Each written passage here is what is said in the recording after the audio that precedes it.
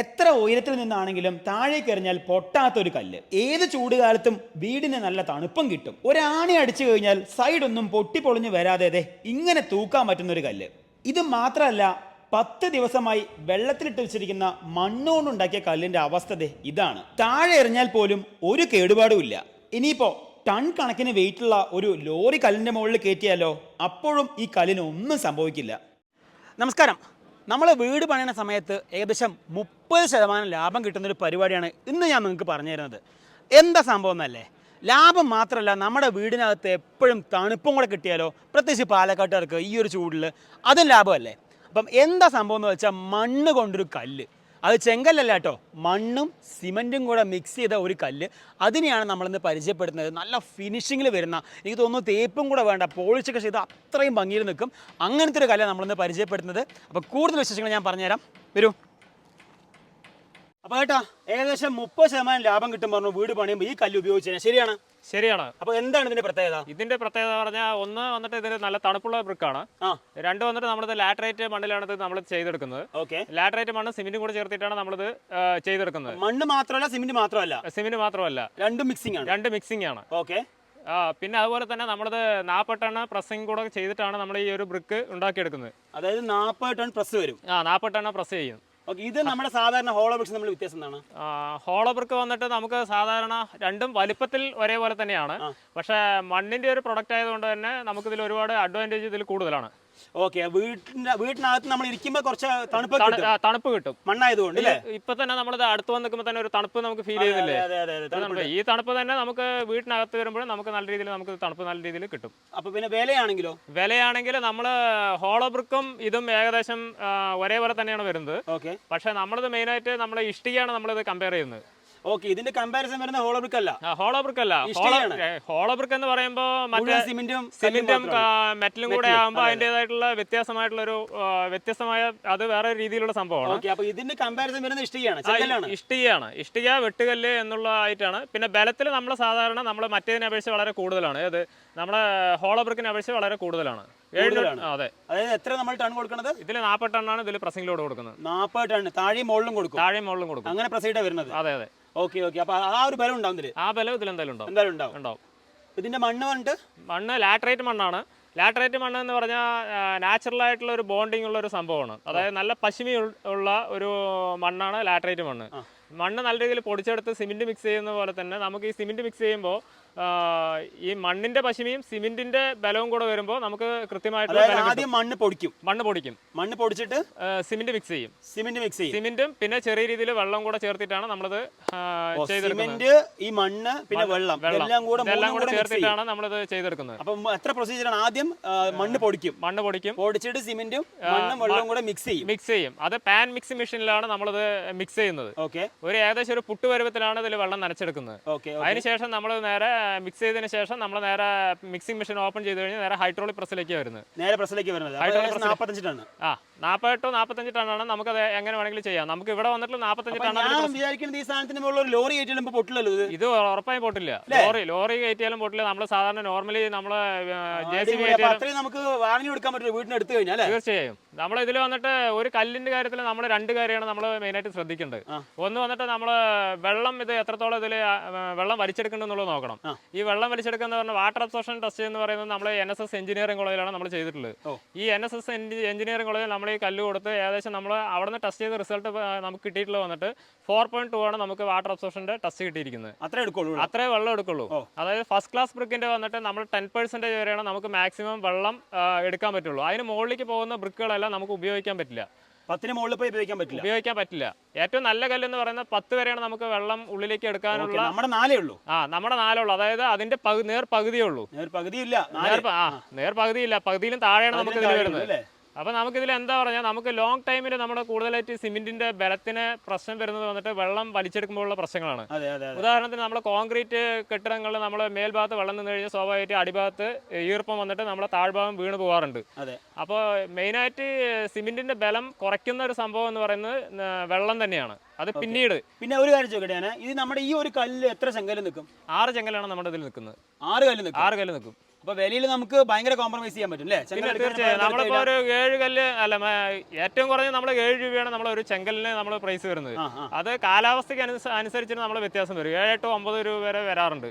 നമ്മളിപ്പോൾ മിനിമം നമുക്ക് 7 രൂപയെങ്കിലും നമ്മൾ കണക്കാക്കുകയാണെങ്കിൽ 6 ചെങ്കൽ വെച്ച് കണക്കാക്കുമ്പോൾ 42 രൂപയാണ് നമ്മൾ ചെങ്കലിന് മാത്രം വരുന്നത്. ഓക്കെ, നമുക്ക് ഇതിന്റെ വില നിങ്ങൾ ഇത്ര പറഞ്ഞില്ല. വില വന്നിട്ട് നമ്മൾ സാധാരണ നമ്മൾ 36 അത് നമ്മൾ മാക്സിമം അതിൽ അഡ്ജസ്റ്റ് ചെയ്ത് ചെറിയ രീതിയിലൊക്കെ നമ്മൾ ചെയ്ത് കൊടുക്കും. വലിയ ഓർഡർ ആണെങ്കിൽ നമ്മൾ അഡ്ജസ്റ്റ് ചെയ്ത് കൊടുക്കാം. പിന്നെ ഒരു കാര്യം കൂടെ അറിയണം, ഇത് വെച്ച് നമുക്ക് തേക്കേണ്ട ആവശ്യങ്ങൾ, കാരണം നല്ല ഫിനിഷിംഗ് കാണുന്നുണ്ട്. അപ്പൊ തേക്കേണ്ട എങ്ങനെയാണ്? തേപ്പ് നമ്മൾ ചെയ്യേണ്ടി വരില്ല എന്തായാലും? തേക്കാതെ ചെയ്യുന്ന വർക്കുകൾ നമുക്ക് ഒരുപാട് തേക്കാതെ ചെയ്യുന്നുണ്ട്. ഇത് എല്ലാ രീതിയിലും ചെയ്യുന്നുണ്ട്. വേണമെങ്കിൽ തേക്കാം, വേണമെങ്കിൽ തേക്കണ്ട, അങ്ങനെ നമുക്ക് എന്തെങ്കിലും മോഡേൺ ഒക്കെ ചെയ്യണമെങ്കിൽ അങ്ങനെയും ഏത് രീതിയിൽ വേണമെങ്കിൽ നമുക്ക് ഇത് ചെയ്തെടുക്കാൻ പറ്റും. ട്രഡീഷണലായി ചെയ്യുകയാണെങ്കിൽ നമുക്ക് ഇത് തേക്കാതെ തന്നെ ചെയ്യാം. Okay okay okay.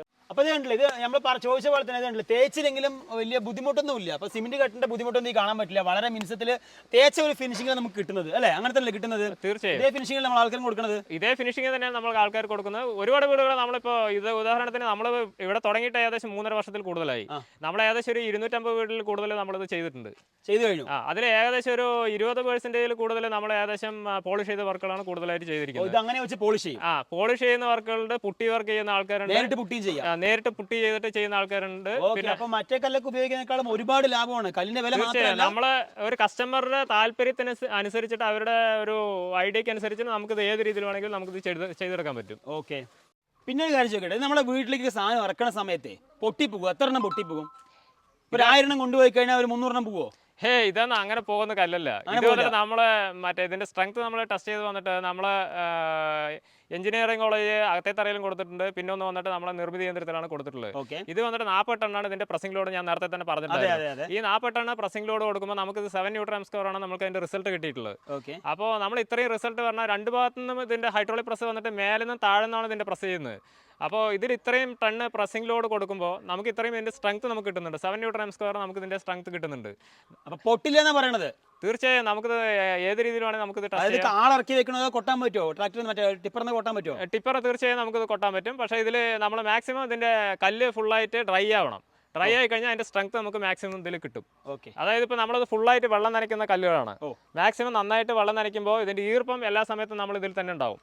അപ്പോൾ നമ്മളിത് ഏകദേശം ഒരു 20 ദിവസത്തിന് ശേഷം നമ്മളിത് ചെയ്യുകയാണെങ്കിൽ നമുക്ക് തീർച്ചയായിട്ടും നമുക്ക് ടിപ്പറിൽ പൊക്കാൻ പറ്റും. ഓക്കെ. പിന്നെ അതുപോലെ തന്നെ നമ്മൾ എങ്ങനെ ഇതിന് ഡെലിവറിയും കാര്യങ്ങളൊക്കെ പാലക്കാട് മാത്രം നമ്മൾ ചെയ്യുന്നത്?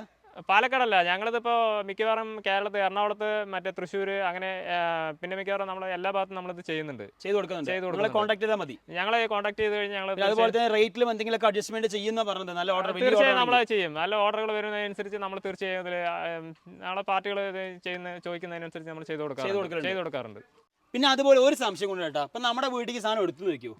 ഇതിപ്പോ ഒരു 4-5 മഴ, അത് വേണ്ട, 4-5 മഴ വേണ്ട, ഒരു 5 വർഷം കഴിഞ്ഞിട്ട് അത്രയും മഴ കൊണ്ടുകഴിഞ്ഞാൽ എന്തെങ്കിലും സംഭവിക്കുമോ? കാരണം മണ്ണല്ലേ.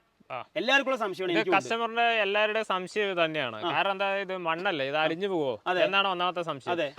തീർച്ചയായും നമ്മൾ ഇത് സംശയം നമ്മൾ പറയുകയാണെങ്കിൽ നമ്മൾ 10 ദിവസം ഫുള്ളായിട്ട് വെള്ളം നനയ്ക്കുന്ന കല്ലുകളാണ് ഒന്നാമത്തെ കാര്യം. ഇത് ഉണ്ടാക്കുന്ന പ്രോസസ് വന്നിട്ട് ഫുള്ള് മണ്ണ് പൊടിച്ച് സിമെന്റ് മിക്സ് ചെയ്തിട്ടാണ് ഉണ്ടാക്കുന്നത്. ഈ പൊടിക്കുന്നത് എന്തിനാണെന്ന് വെച്ചാൽ കംപ്ലീറ്റ് ഈ മണ്ണിന്റെ എല്ലാ ഭാഗത്തും സിമെന്റ് മിക്സിംഗ് ആകാൻ വേണ്ടിയിട്ടാണ് നമ്മൾ ഈ മണ്ണ് പൊടിക്കുന്നതിന്റെ ഉദ്ദേശം.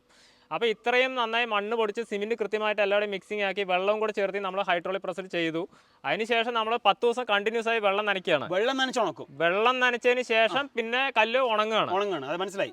അപ്പോൾ മാക്സിമം കല്ല് നല്ല രീതിയിൽ വെള്ളം നനയ്ക്കുന്നുണ്ട്. അങ്ങനെയാണെങ്കിൽ നമുക്കിത് വെള്ളം നനയ്ക്കാനേ സാധിക്കില്ല. നമ്മൾ ഇത്രയും പ്രോസസ് ചെയ്യുന്ന കാരണമാണ് നമ്മളിത് വെള്ളം നനച്ച് സിമെന്റ് സെറ്റാക്കി എടുക്കുകയാണ്. അപ്പോൾ സംഭവിക്കില്ല പറയണത്. വെള്ളം നനയ്ക്കുമ്പോൾ അതിനാണല്ലോ നമ്മൾ വാട്ടർ അബ്സോർപ്ഷൻ ടെസ്റ്റ് വന്നിട്ട് 4.2 ഉള്ളൂ. ശരി ആയിക്കോട്ടെ. പിന്നെ ഒരു കാര്യം നമ്മൾ നമുക്ക് വേണമെങ്കിൽ അത് നോക്കാം. നമുക്ക് അവിടെ 1 മാസത്തിൽ കൂടുതലായിട്ട് ഒരു ഡ്രമ്മിൽ തന്നെ ഒരു കല്ല് ഫുള്ള് വെള്ളത്തിലിട്ട് വെച്ചിട്ടുണ്ട്. അത് വേണമെങ്കിൽ നമുക്ക് നോക്കാം. അതല്ല, എനിക്ക് പിന്നെ അടുത്ത് അറിയണമെന്ന് വെച്ച് കഴിഞ്ഞാൽ, നിങ്ങൾ ഇത്ര ഉറപ്പ് പറയുന്നതുകൊണ്ട് അതിനെ കൂടുതൽ ചോദിക്കുന്നില്ല. നമുക്ക് ആ കല്ല് നോക്കാം എന്തായാലും.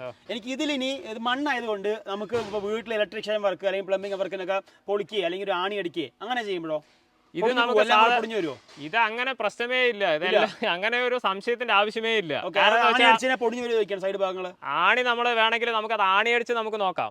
ആണി അടിച്ചിട്ട് വേണമെങ്കിൽ നമുക്ക് ആണി വെച്ചിട്ട് തന്നെ നമുക്ക് ജസ്റ്റ് ചുറ്റിക്കൊണ്ട് ഇങ്ങനെ പൊക്കി നോക്കിയാൽ തന്നെ അതിൽ വേറെ വിഷയങ്ങളോ അതിൽ വേറെ ഒന്നും വരില്ല. പിന്നെ ഈ ആണി അടിച്ചിട്ട് ഹോളോ ബ്രിക്ക് ആണെങ്കിൽ നമ്മൾ ജസ്റ്റ് ഇങ്ങനെ ഇളക്കി കഴിഞ്ഞാൽ അങ്ങനെ ഇളക്കി നമുക്കത് പൊടിഞ്ഞ് ഇങ്ങനെ പൊടിഞ്ഞു വരും. ഇതിൽ അങ്ങനെ ഒരു പ്രശ്നമേ വരുന്നില്ല.